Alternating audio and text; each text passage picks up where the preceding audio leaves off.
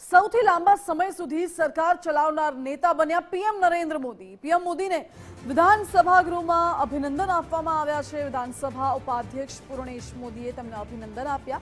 સતત 8,931 દિવસ સુધી સરકાર ચલાવનાર નેતા બન્યા છે વડાપ્રધાન નરેન્દ્ર મોદી। વધુ વિગતો સાથે સંવાદદાતા નિકુંજ જાની જોડાઈ ગયા છે।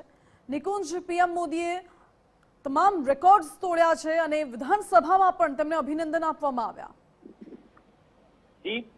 સૌથી વધુ સરકારનું સંચાલન કરનાર નેતા તરીકે પ્રધાનમંત્રી નરેન્દ્ર મોદી આ કીર્તિ સ્થાપી છે અને આ ક્ષણને લઈને વિધાનસભા ગૃહની અંદર પણ પ્રધાનમંત્રી નરેન્દ્ર મોદીને અભિનંદન આપવામાં આવ્યા છે।